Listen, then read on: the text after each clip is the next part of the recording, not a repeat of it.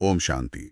आज की हमारी चर्चा का विषय है एक बहुत ही परिचित प्रथा, श्रावण मास में जो कांवड़ यात्रा होती है।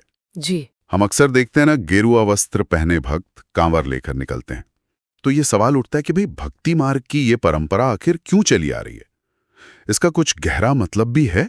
हाँ, ये यात्रा दिखती तो बहुत है, इसमें कोई शक नहीं। और आमतौर पर जो लोग समझते हैं वो यही कि श्रवण कुमार की याद में है ये, हाँ, वो कहानी तो सुनी है। कि कैसे उन्होंने अपने अंधे माता पिता को कांवर में बिठाकर तीर्थ यात्रा कराई थी। लेकिन हमारे पास जो जानकारी है, बाबा ने इस प्रथा का एक बहुत ही गहरा मतलब आध्यात्मिक अर्थ समझाया है। अच्छा, हाँ, खास तौर पर संगम युग के संदर्भ में। संगम युग का संदर्भ, ये तो दिलचस्प है। तो बाबा के अनुसार फिर इस युग का, संगम युग का श्रवण कुमार कौन हुआ? और ये जो अंधे माता पिता वाली बात है, वो कौन है इस नजरिए से? देखिए, बाबा ने बताया है कि संगम युग यानी ये जो परिवर्तन का विशेष समय चल रहा है, हाँ हाँ, इसमें अंधे माता पिता वो आत्माएं हैं जिन्हें इस ज्ञान यज्ञ के शुरुआत में भी मतलब बिल्कुल आदि में भी परमपिता परमात्मा का परिचय नहीं मिला, बाप दिखाई नहीं पड़ा। अच्छा, शुरू में भी नहीं? हाँ, और अब भी नहीं पड़ता। वो अब भी यही मानते हैं कि गीता का भगवान तो भाई साकार कृष्ण ही है और कोई साकार भगवान हो ही नहीं सकता। ओहो, तो वो आत्माएं जो परमात्मा को यथार्थ रूप में नहीं पहचान पाई, वो है अंधे माता पिता। बिल्कुल। और फिर बाबा ने बोला है कि ऐसा ब्राह्मण बच्चा मतलब ऐसा ज्ञानी बच्चा जो इन अंधे माता पिता को यानी कि परमात्मा को ना पहचानने वालों को ज्ञान की रोशनी देने के लिए एक तरह से कहें तो अपने कंधों पर लेकर घूमता है, उन्हें सत्य का मार्ग दिखाता है, वही है संगम युग का श्रवण कुमार। अच्छा, तो सेवादारी बच्चा जो ज्ञान दे रहा है उनको, और ये जो तीर्थ यात्रा करते हैं, देश विदेश घूमते हैं भक्त, बाबा के नजरिए से इसका क्या अर्थ हुआ फिर? देखिए, बाबा के अनुसार वो जिन तीर्थों पर जा रहे हैं, देश देशांतर में जिन तीर्थों पर चक्कर काट रहे हैं, वो असल में देवी देवताओं के तपस्या स्थान हैं या उनके यादगार में बने मंदिर हैं। अच्छा, देवताओं के। हाँ, समय के साथ क्या हुआ, जितने देवता हुए उतनी तीर्थ स्थान बन गए, तो भक्त तो अनजाने में उन्हीं स्थानों पर भटक रहे हैं। ये समझने वाली बात है। तो अगर भक्त श्रवण कुमार की यादगार मना रहे हैं और संगम युग का श्रवण कुमार ज्ञान दे रहा है, तो इस आध्यात्मिक नजरिए से देखें तो श्रवण कुमार ने अपनी कांवर में कौन सा जल भरा होगा?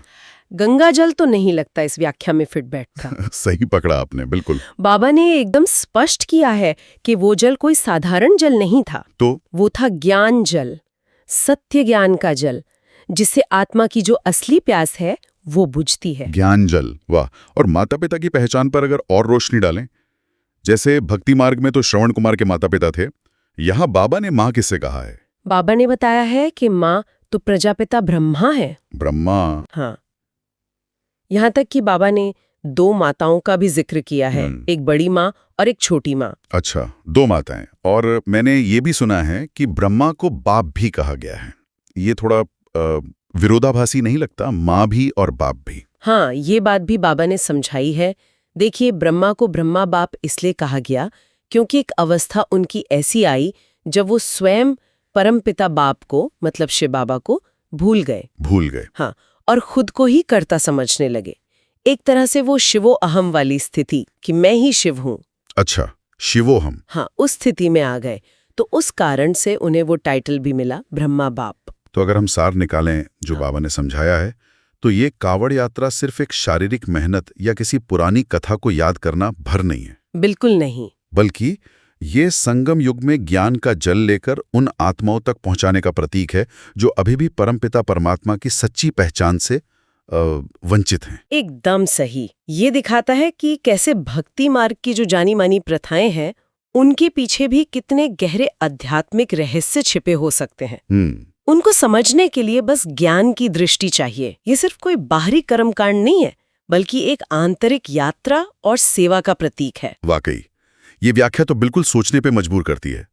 तो आज की चर्चा के बाद ये विचार मन में आता है कि हमारे आसपास और कितनी ऐसी परंपराएं या मान्यताएं होंगी जिनके प्रचलित अर्थ से परे ऐसे ही गहरे आध्यात्मिक संकेत छिपे हों जिन्हें समझने की जरूरत है। बिल्कुल, खोजने की जरूरत है।